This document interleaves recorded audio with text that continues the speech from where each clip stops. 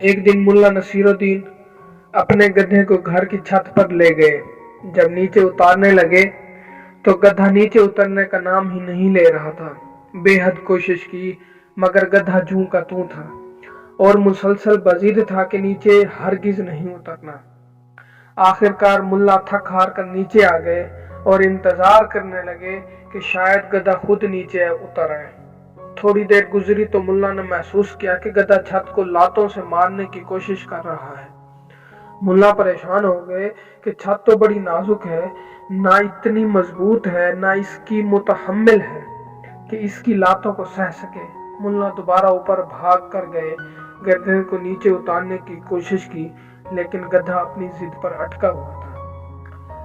छत को तोड़ने में महव था। मुल्ला आखिर कोशिश करते हुए उसे दोबारा धक्का देकर सीढ़ियों की तरफ लाने लगे कि गधे ने जोरदार मुल्ला को लात मारी और मुल्ला नीचे गिर गए और फिर छत को तोड़ने लगा। बिलाखिर छत टूट गई और गधा छत समेत जमीन पर आ गिरा। मुल्ला काफी देर इस वाक्य पर गौर करते रहे और इससे 3 सबक अखज किए। पहला, कभी भी गधे को मकाम बाला पर नहीं ले जाना चाहिए। एक तो वो खुद का नुकसान करता है, दूसरा खुद उस मकाम को भी तबाह कर देता है जिसका वो अहल नहीं, तीसरा ऊपर ले जाने वाले को भी नुकसान पहुंचाता है।